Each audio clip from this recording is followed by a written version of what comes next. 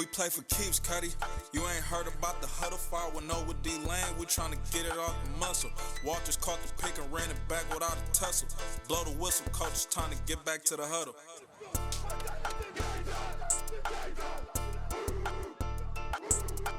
Welcome to the 510 Huddle. We back again, week 5 of the NFL season, under wraps. How you doing today, D-Lane? Feeling great, man. Week 5, crazy games. Hey, what was going on with the kickers this weekend, Zay? I'm just gonna say it's windy. I know it's crazy. It's windy out here in the Bay, so I'm just gonna say the wind. I know that Bengals game with the Packers. They're talking about it was a crazy wind, crosswind. So I'm glad I'm not a kicker, Man. But no, it was a crazy day. And before we hop into the games and everything, want to dive right into this John Gruden situation with the Raiders. He's resigned. It is over after 3 years and 5 games. What is your emails aside? What is your overall thoughts of part 2 of the John Gruden tenure after 3 years and 5 games? Man. I was going to say put aside the wins and losses because you can't really do that because it ties into what I was about to say as far as at the end of the day, it was a complete failure when you look at the contract. $100 million for 10 years. 10 years at 10-year per. That's ridiculous. And you don't get to the playoffs. You don't even sniff the playoffs. One time, you basically regress the organization from the 10-year Jack Del Rio had. Excuse me. And Del Rio, I thought actually had at least respectable. They was more respectable, I think, with Del Rio than they were with John. Zay, each coach had 4 years, right? Yes, sir. I'm pretty sure Jack had a better record. Or am I tripping? I know Jack. At least Jack went to the playoffs. We know that for a fact. Yeah, Jack got that 12-4 season under his belt, so he could ride with that. Yeah. So, yeah. No. It was just at the end of the day, given how much money they gave him, the expectations. Like we said, we didn't expect them to win right away. We wasn't saying you're gonna win in year 1 or 2, but we should have seen far more progress by now in year 4, given the contract. And this is just with us putting the emails and stuff aside. Go ahead, Zay. No, I think you hit spot on. I think it was a complete disaster and failure. The only positive I think that came out of this was Carr got more developed. I was about to say that too. Yeah. So that's the only positive of the Gruden era. Outside of that, the personnel decisions, getting rid of Khalil Mack, is fitting that the last game he coached was against Khalil Mack in a loss. The bonehead personnel decisions, like I think there's some good players that he did draft and was part of, the Max Crosby's, Mullins, we got, left tackle Colin Miller, Ruggs is developing to a player, Waller, but there's a lot of blunders, a lot of fumbles where the Raiders, I believe, last year could have been a playoff team. Even year 2 should have been sniffing it. It wasn't a complete, nothing on this team. And so, yeah. But I'm going to just say it like this. If you have a competent quarterback, to me, after 1 year, the rebuild should be 1 year. It shouldn't take 2, 3, no. So complete disaster by Gruden. And yeah, if you don't make the playoffs, and to me, like you said, the money, it's the hype too with the money. People were thinking you're going to look like a top 5, top 7 coach. Far from that, middle of the pack coach, and a bottom of the league personnel evaluator. So, middle of the pack coach on his good weeks. Yeah, on his good weeks, right? And so, like I said, I think John, in a weird way, I think John is a glorified QB coach. And his heyday was, in the 90s, early 2000s. And yeah, if anything, start your little QB academy and develop QBs. I think he'd be good at that. But aside from that, the emails after seeing, from the racist emails to Demarius Smith, homophobic, sexist, the emails were terrible. You should have been let go. What are your feelings on the emails of John Gruden, the person? Do you think he's one of those, those just hidden bigots that's fake, or do you? I've seen this opinion out there. I don't agree with it, but you might. Um, People just saying, it's just that's not really him. What's your overall? Yeah, yeah, man. I was completely shocked. From what everything I had, like the day after the Demore Smith, excuse me if I'm saying his name wrong, the D Smith emails came out. I remember I think I sent it to you. Seawood came out and spoke on his experiences with John Gruden and whatnot, and I almost kind of took it to the bank as far as like I feel like because Seawood is a powerful voice in the football figure, so football in the football world. So I kind of took to bank what he said, like, okay, maybe it was just a mishap, misstep, but I shouldn't even let that slide. As a black man, I feel like I shouldn't have let that slide because I'm looking at it now and it's like, why did it take for him to call the commissioner a faggot? Excuse me. Why did it take for him to call out women referees, the players protesting, all the stuff that came out in the emails that was just revealed the other day? Mind you, Zay, that all this shit got uncovered from a separate investigation that had nothing to do with group. That's what's also blowing my mind about all this. So he just kept popping up. He kept popping up in all this in the investigation that this was what they were uncovering, all these different emails. But why did it take for him and getting on a gay player, Michael Sam and whatnot? Why did it take for him to affect all these other communities for him to for it to cost him his job? But when it affected the black community, he was being openly racist towards D. Smith, the Players Association, the leader of the Players Association. Why we didn't get no reaction then? That's a great question. I think we know why. You could be racist and get away with it. Riley Cooper situation, and we've seen it before, especially in NFL. That's sad, and I think my view on Gruden is just I don't look at him as that guy he said he was or anything of that nature anymore or close to it. Yes, you had Tony Dungy, Mike Tirico, Charles Woodson, Tim Brown speak on it. Those are all people that made money with him. Tim Brown made a hell of a career with Gruden. C. Wood got drafted by him. Mike Tirico, Tony Dungy, he worked for both of them and with them. So I don't take what they say, serious at all. Keyshawn Johnson, the receiver, he been out for years on the record saying he was a bad person. I don't know if he said racist years ago, but he been saying. No, he says a fake guy. He's a salesman, right? That fake guy, like rah rah rah in your face behind you. I don't like him. We gotta get rid of him soon. And a lot of stuff's coming out about Gruden. Hondo Carpenter, he writes for Sports Illustrated, and is a writer for the Raiders. I guess he came out and said that Mike Mayock and Gruden but it heads. A bunch of the beat writers break on these stories about their relationship now. But they were butting heads over players because Gruden would get mostly attached to players through the draft process. Mm-hmm. And Mike Mayock was strictly, film based and so on.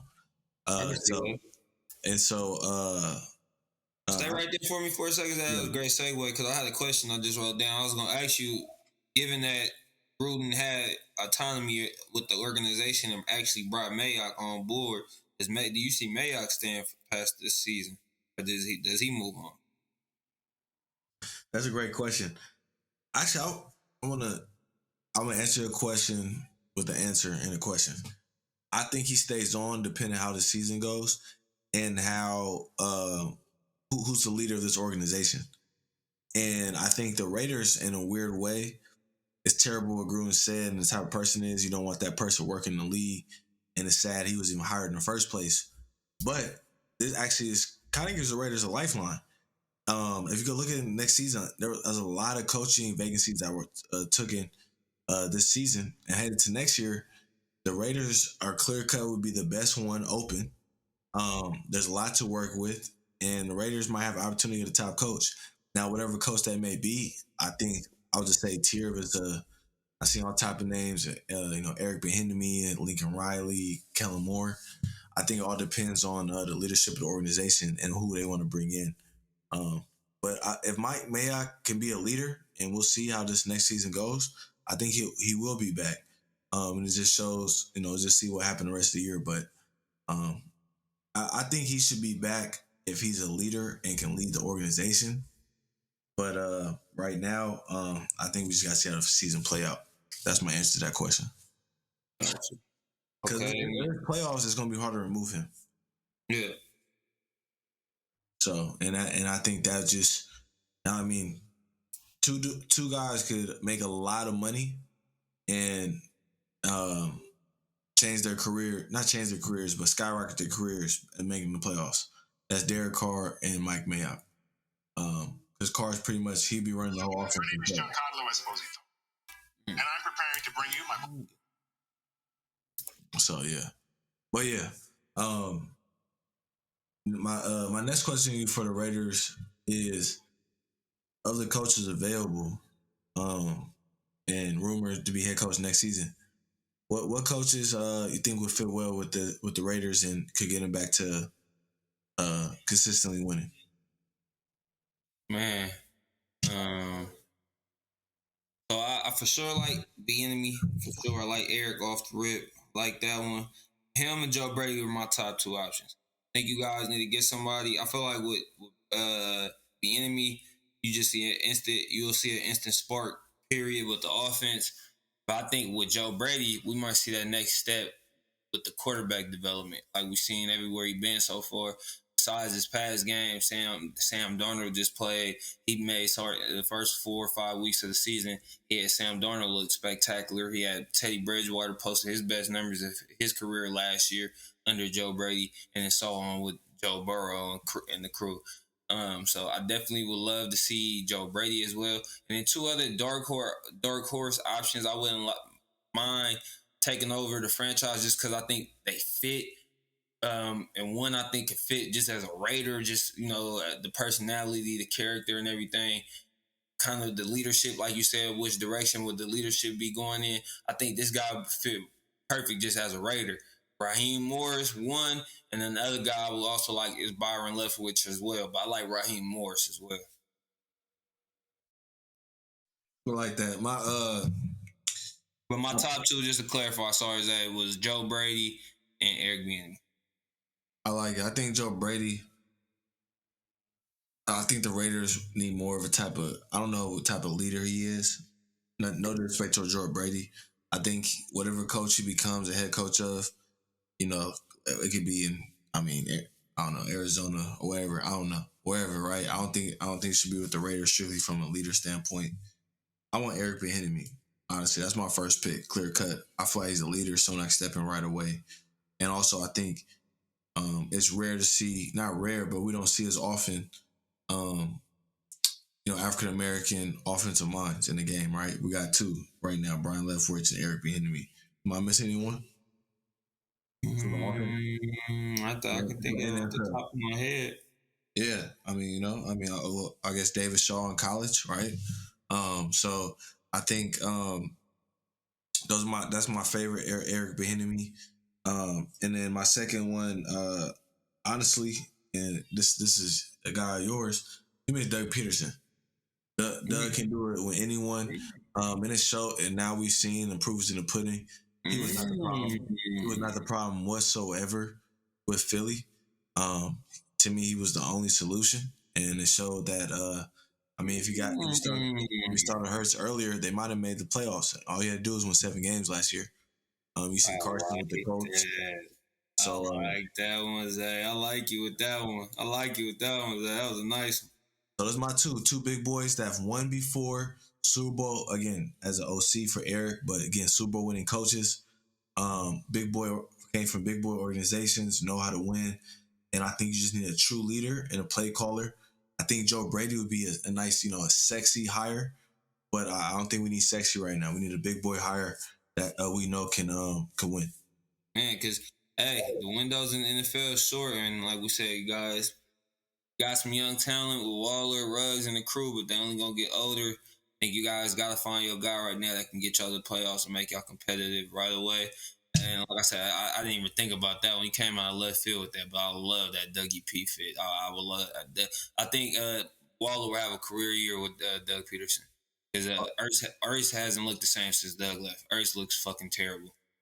And I think Ertz is just a true. I think Ertz. I mean, I don't want to speak. You know, we see Eric Bieniemy do when he gets a shot, but I think Doug is the closest thing to Andy. They think the same. They maximize their players. And that's just give Doug. He's gonna figure out what they do best and maximize it. And man, I think he was smart. Might take the next step. Ruggs might even take that. Man, that would be nice. Exactly. I think it was smart for him not just rush into a hire, rush into an OC job, take a step back, and have your pickings this year. Because let's be honest, we talked about this. Outside the Charger job, none of these jobs was, like, oh, I would love to have that one. Mm-hmm. I mean, they all rebuilds: Jazz, Jets, Lions, Texans. Like, come on now. So this would be again, Raiders might get lucky and end up with a really good coach and change the future, but we'll see. And one thing before we move on to the 49ers and other NFL games, Mark Davis needs to come out and say something. All these that I just want to get out the way. I feel like man, you're supposed to be the leader of the organization for sure. Really cowardly for not speaking up for the organization, and again admitting a mistake in the hire, admitting again, obviously you don't tolerate it, but say it, voice it, right? That you don't tolerate this in your organization, and that you will find the best coach to get you guys winning and that represents your values. Because out of every organization, everyone can say the Raiders always been a pioneer for progress. First black coach, first minority coach, first woman executive. I mean, the list goes on. And they were in Oakland, a historic city for progress. So it's definitely a step back. Yeah, exactly. So this is a sad day for Raider fans, Raider Nation, an embarrassing day as well for the owner and a lot of people in that building and the NFL because they've had these emails for, I guess, 6 months. So this isn't new. They could have dropped this a long time ago. So like I said, though, that they could have found it a long time ago. Like I said, the D. Smith one was him. I think that was just found and that was on him separate. But all these other emails that came out, as far as my knowledge and what I read, it was from a separate ongoing investigation that he got tied into, is what I'm saying. So I don't know if it was Bruce Allen, whoever he was emailing, but they was already investigating those persons' emails, and they were saying all this stuff Gruden was saying, he was popping up while that investigation was going on. You get what I'm saying? Yeah, so I think the target of this is what I'm saying. Yeah, this is probably just the beginning. So we're gonna see how it play out. Man, you gotta think about it. The way he was talking, one of my uncles was like, "Man, that's just white boys being white boys." And you gotta think about it. The way he was talking, they even said pornography or pornographic pictures is involved, or whatever, in these emails. You're only saying and doing that type of shit with somebody you're comfortable. So it for sure makes you feel like think and like man, this shit is crazy. Like, you know how many other people probably share the same sentiments and thoughts that John Gruden does in the NFL that are also decision makers all around and throughout the NFL? It's crazy, man. Now we understand why. We understand the black coach's plight, because it's tough, man. It's tough in the NFL. Because this is the culture. This is what the white man's culture in the NFL. They all talk like this. I know. I agree, and I also want to be said. I think it is something buried to this, and that's how they talk. I think, and it's crazy that they're doing this through the work email. Think about their last email. Like John Gruden's email in the NFL is john.gruden@nfl.com. That's their email. It's not nothing crazy, no hidden crazy email. So I just want to be that. That's what they sending. But I also want to say this. I think the Chargers GM came out and said this. Just like D Lane said, there's a lot of people like this in the NFL. But at the same time, you also got some good people. So I don't want to bash the whole NFL. You still got people like Bruce Arians, Andy Reid, people with a proven track record. But there's also. I said all earlier. I meant to say majority. No, it's definitely right. But you got a lot, and you never know who's going to come out, right? I feel right. I think a lot of organizations, and it's weird. It feels like it's a lot of those Northeast guys, right? Those type of people. But yeah, not a good day. Good week. It's not. This going to be a story, I think, for the rest of the season. But let's move on to a topic. Actually, I've been ready to talk about this. I want to talk about it first, but we got to get punk ass Gruden out the way. Um, Trey Lance, first start, Arizona Cardinals. Good game, battle through. What is What is your overall impression of Trey Lance first start?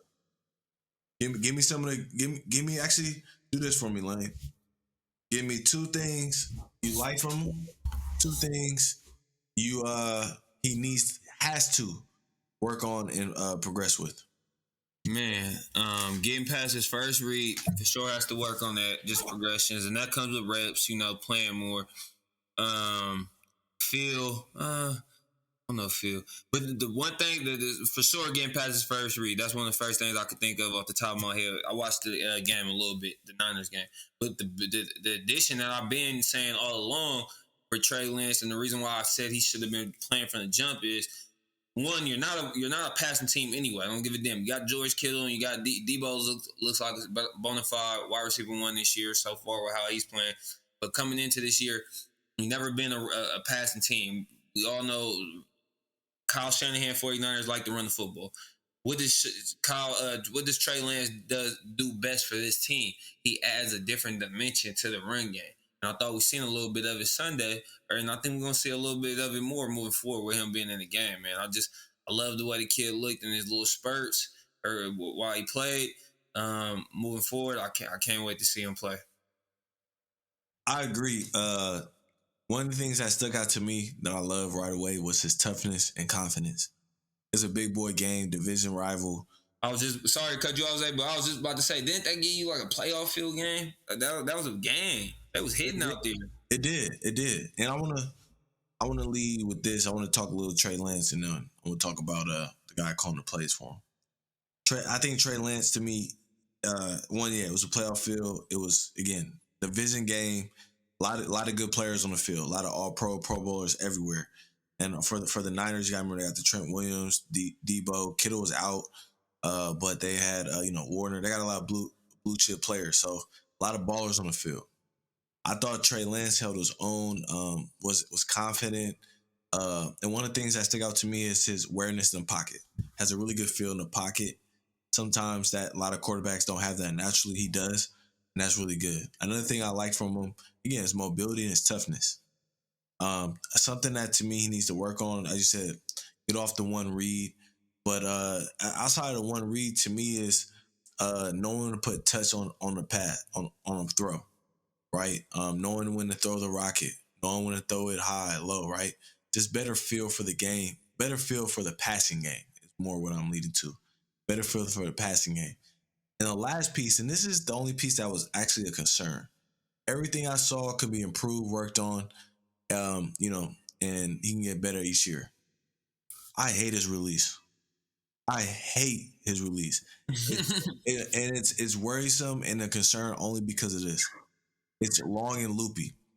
And there's not a single QB, and again, you're looking at it as a top 10 QB in the league with a long and loopy release. What's the problem with a long and loopy release? One, you get passes bad down.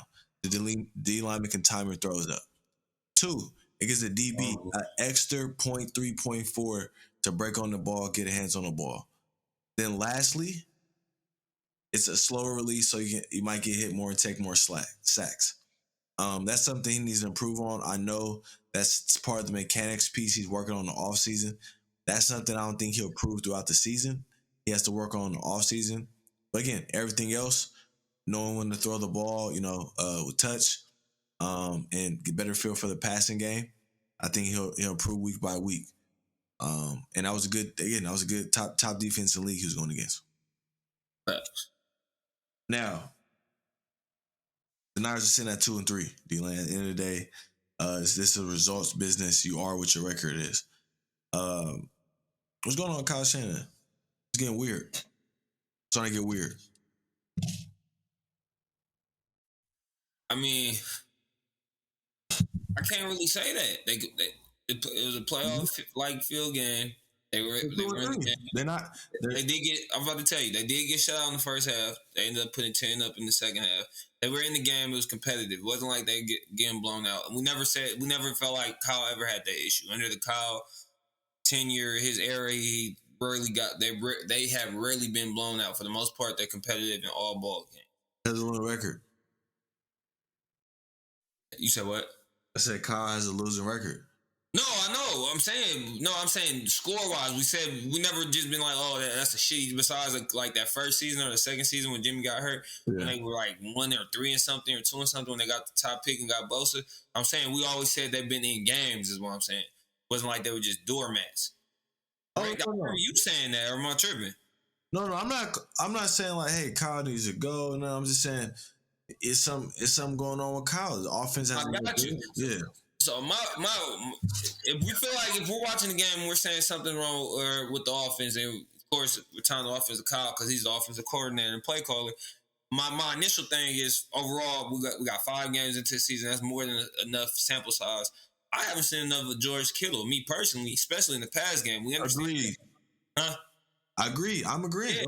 Yeah, like man, like we know you guys like to run the football, but hell, like can we see him more in the pass game? He's dynamic, especially yards after catch. Like he might be the best tight end, but yards after catch. Him and Andrews from Baltimore. But I was watching Baltimore game on Monday. He was just throwing motherfuckers off. I'm like, his yards after catch is ridiculous with Kittle. So we're not seeing enough of that. But my whole thing is when you say it gets weird, it's looking weird for him as far as just like him coaching the Niners in general, and I'm gonna put it in general. I feel like he kind of has that. He has that buffer as far as like that. He has this year. This year's I think I feel like he's guaranteed next year. As far as we know, he drafted a rookie. He never really had his quarterback. Now he has his quarterback. We thought Jimmy was his quarterback, but it's not. Now he got this young talent that we know is dynamic. We've seen dynamic plays from this young talent in the preseason and already in a couple games when he played a little bit in the regular season. And then in his first game when he just played, we've seen him make a few plays. Didn't look completely crisp or sharp, but he made a few plays, especially with his legs leading the Niners in rushing Sunday. But I think that's his buffer right there. Like that's the thing he can lean back on at the end of the year. If shit goes haywire, he can say unless Trey's development just goes into the tank and he doesn't progress at all, which I doubt. Because at the end of the day, if we know anything, Kyle can definitely coach quarterbacks. We know that for a fact. Can he develop them though? We don't know that. That's what we're about to learn out. That's the fun part about. He elevated Trey Lance. I mean, he elevated Matt Ryan to MVP caliber. He elevated Kirk Cousins. Like, I mean, come on, what you mean? I think Matt Ryan was dirty when he got there. He was already developed. He was developed, but he took him to that next level. MVP, it's different. That's why it's different MVPs all the time. I'm not questioning Kyle the play caller at all. I got you. Saying developing, yeah. Got you. I would say this with Kyle. I'm more worried about him as a full power control coach, right?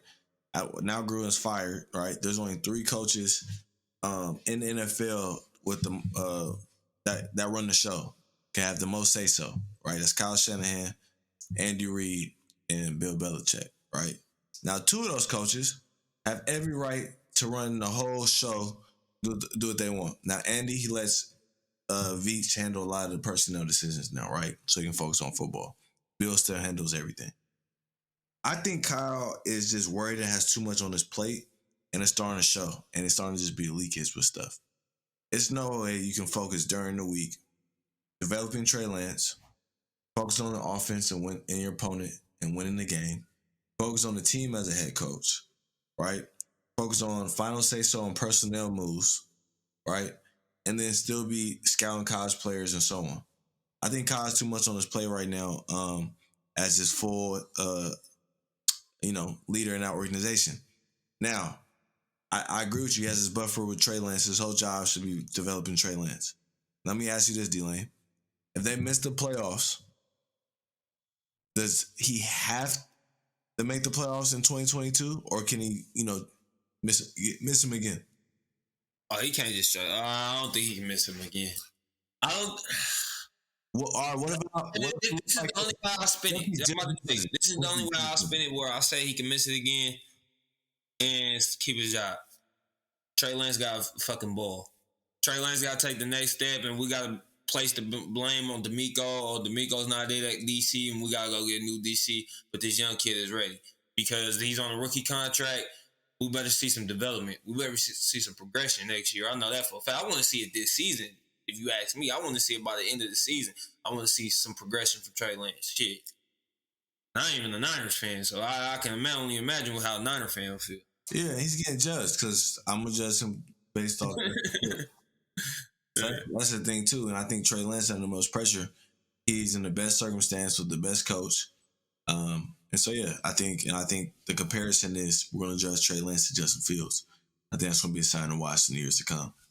Because Justin Fields look like things. I'm gonna be honest though, I think their situation is a little different because we not completely sold on Nagy as a play caller like we are offensively, like we are for Kyle. Well, that's what I'm saying. If Justin is looking good and developing faster than Trey Lance, that's a problem. That's what I'm trying to say. Got you. And what you said earlier sounds like from you, is that what you were saying earlier about Kyle? Does it sound like he just has too much on his hands, too much on his plate? He's doing that's what I'm saying. Like he runs everything in that organization. Like he hired John Lynch. John Lynch is not his boss. If he doesn't want something to happen, Kyle can step in. When the Jimmy trade happened, they asked Kyle anything that happens. And I would say last point on Kyle before we move off the Niners. Brandon Ayuk had 7 catches. What's going on? Hold on. And why you just said all that about Kyle, how he's head honcho in that organization. So at the end of the day, because we done already found out who Tom Brady was talking about when he said you sticking with that MFer. So basically, at the end of the day, we're saying Kyle said yes to Jimmy and no to Tom. That's crazy. Yeah, I mean, it's a lot. I mean, you passed up on Tom. Then there's all these quarterbacks you didn't go after Sam Darnold. Yes, you lost on Matthew Stafford, right? And then you have to trade all this capital for Trey Lance. I just feel like he's not solving his quarterback situation. There's certain players that aren't developing. Like, why isn't Brandon Ayuk playing? You drafted a guard in the second round that is a healthy scratch.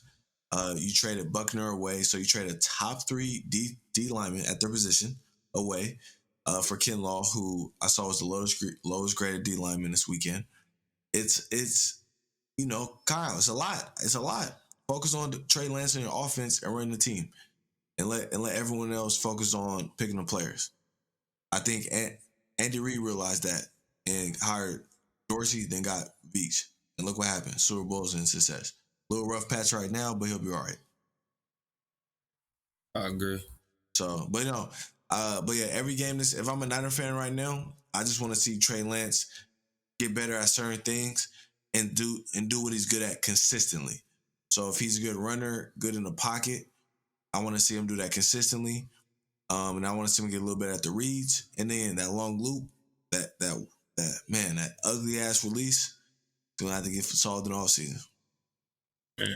But let's move on to some of the games, and I mean, it's always gonna be game of the week. It wasn't.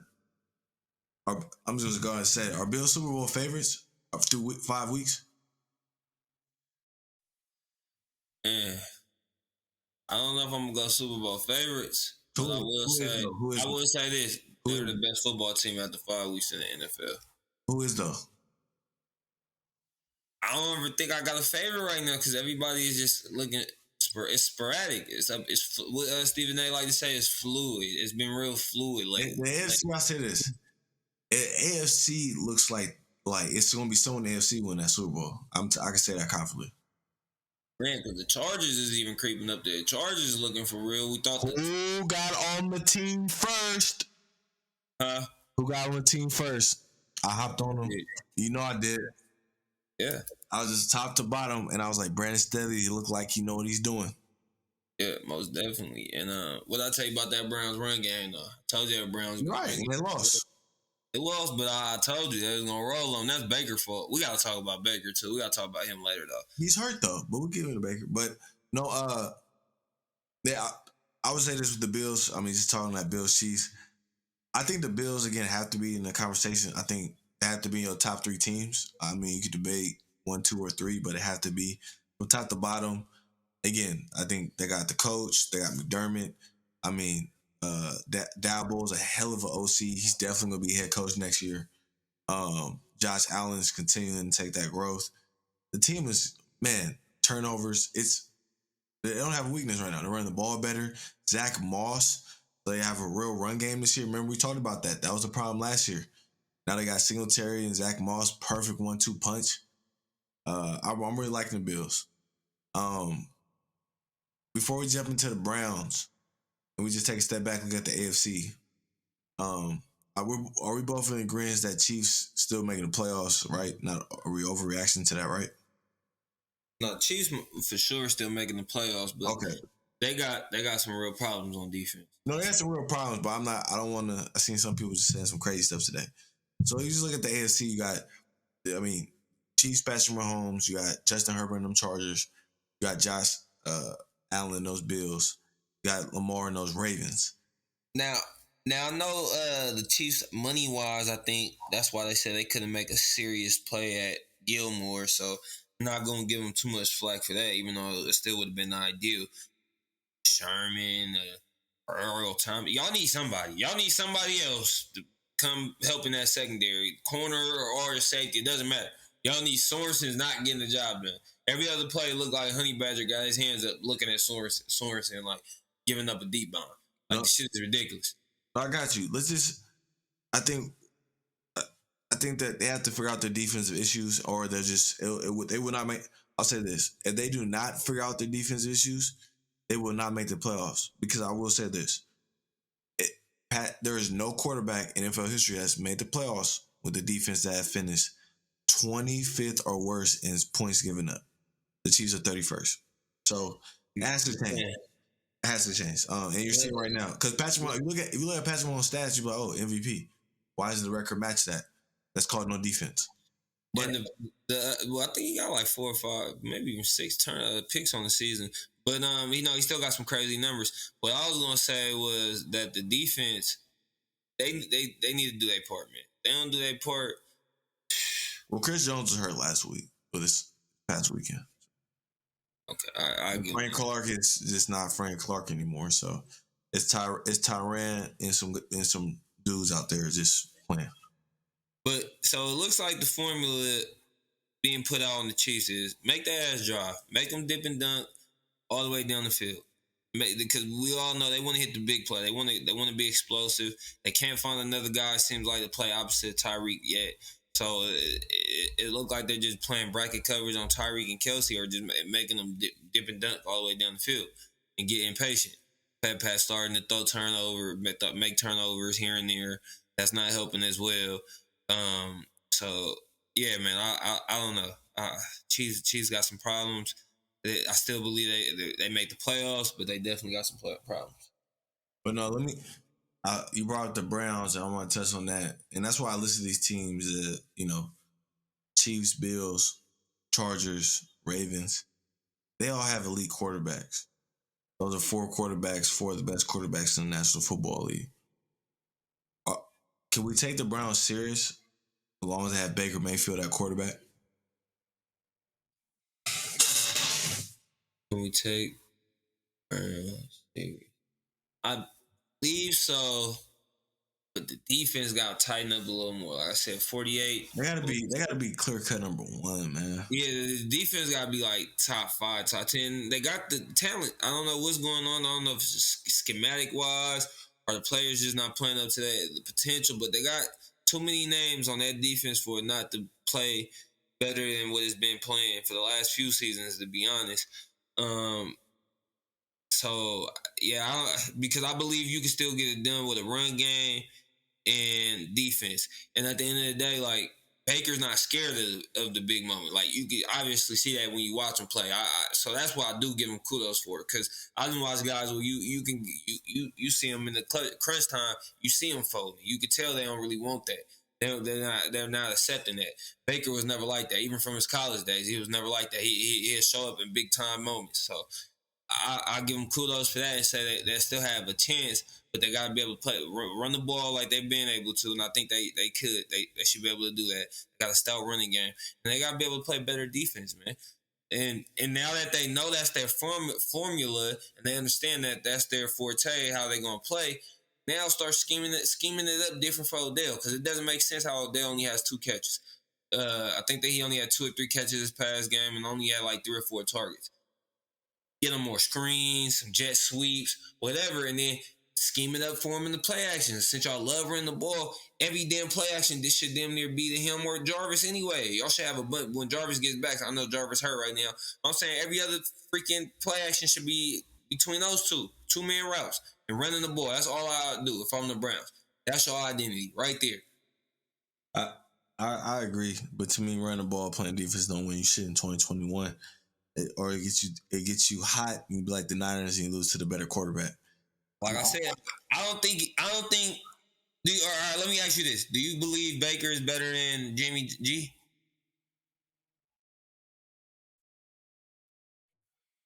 Yeah, I think he is clearly, and it's like it's not a Jimmy G problem. It's not like, oh man, he gonna throw a pick every time. It's like I didn't seen Baker come. We didn't seen Baker come through. But like I never see Jimmy come through.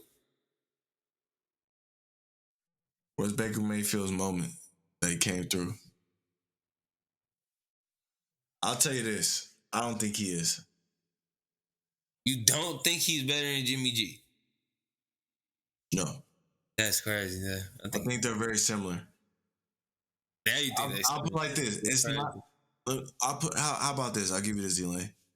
He's not good enough to make a real difference. So let's just say comparably. You know what? Let's just say man rate. I don't like doing this. Let's just say Jimmy G's a 78, Baker Mayfield to 80. Not enough to make it like he might be a little better, but that don't matter when you playing elite. When you playing Justin Herbert down the stretch, Pat Mahomes, and to me, Baker Mayfield with 4 touchdown passes, 2 picks on the year. Just don't. He's not. He doesn't wow you. Doesn't do anything special. Right when the run game's humming, he's good. The worst thing the Browns want to do is when they can't run the ball, it's over, and they know that. So, yeah, I remember this man. I mean, this man is up until last year when the run and you got to think about this too, D-Lane. It's not just a run game. They got the best 2-back duo in the league. You know what I mean? So, Baker got a lot going his way, and not to just have consistent play with so much going your way. Come on now. I mean, like I said, imagine Lamar had those 2 running backs. Oh my God.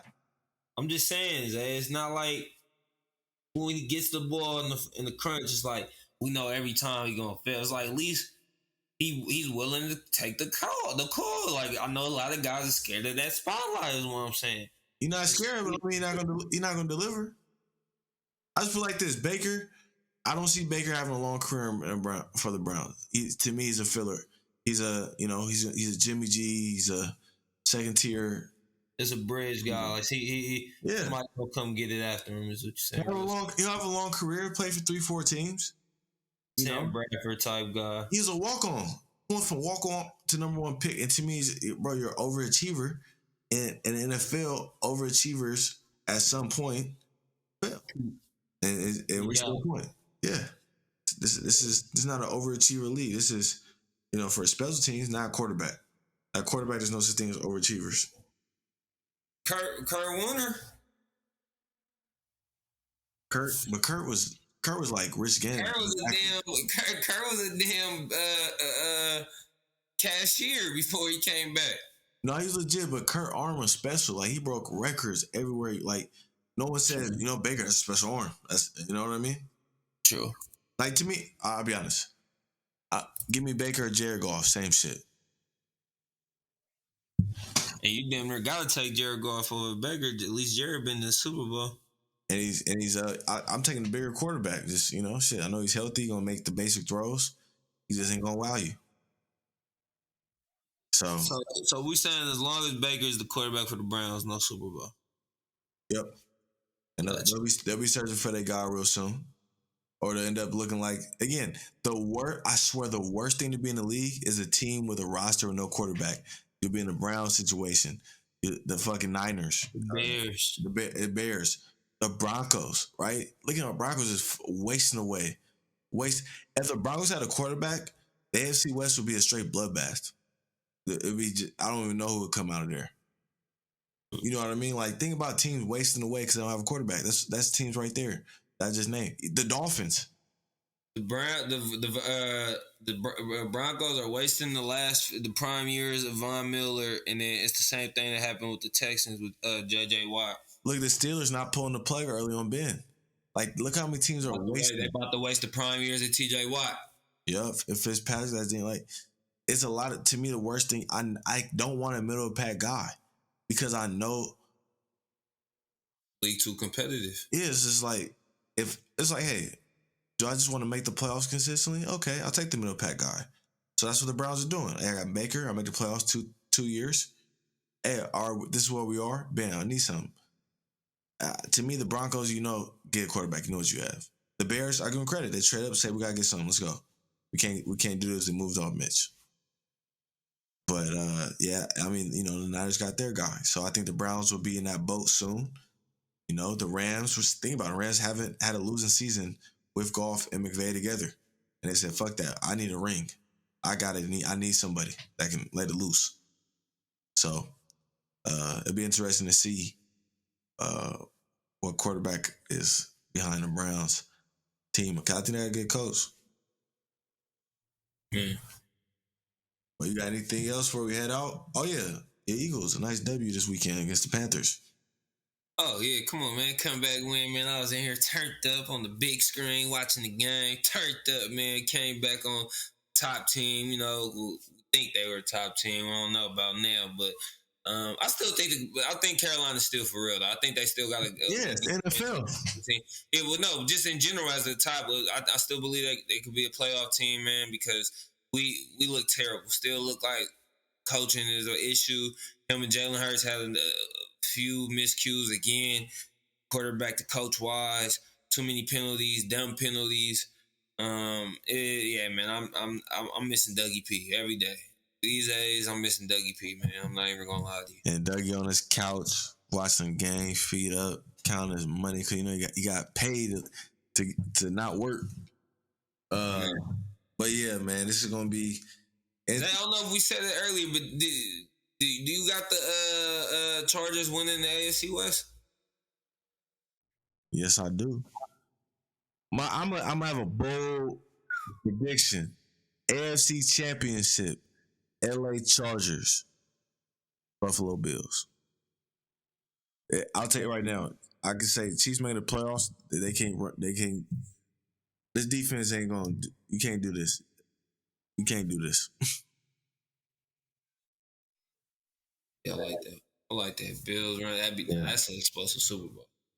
And don't be surprised if you see the Ravens and Lamar beat the Chiefs in the playoffs. I like it. Okay. But let's not jump. Earlier this year when I think I had the Ravens beating the Chiefs, and you didn't like it. I didn't. Not seeing the Chiefs defense. I'm getting open. I think I can run around Sorensen right now. Oh my God. Hey, I wouldn't. Hey, you ever just see players and first thing you think like, damn, do not open your social media today. That's easy money. Do not open your social media at all. Man. Because some fans just he toast. And he the one, like, some dudes like, all right, like, I'm trying to make this team. Let me do one-on-ones with bruh. But no, I'm ready to see the season play out. A really good game this weekend. The Bills versus I can't wait to that. We do our picks, IG Live Friday. Who the Thursday night game this week? Yeah, might as well do that. Talk about that real quick since we always miss that.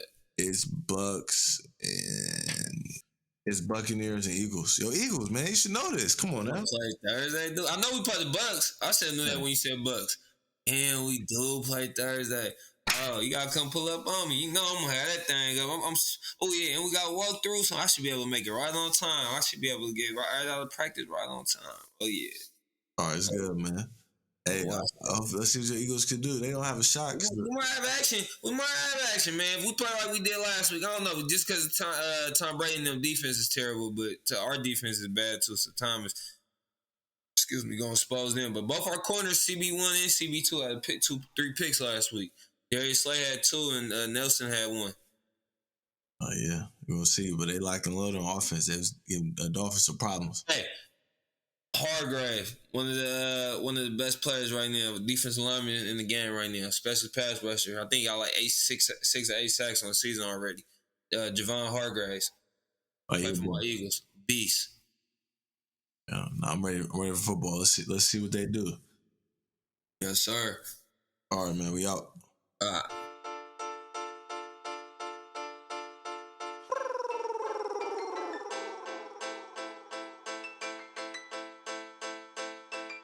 We play for keeps, Cuddy. You ain't heard about the huddle fire with no with D-Lane. We tryna get it off the muscle. Walters caught the pick and ran it back without a tussle. Blow the whistle, coach is trying to get back to the huddle.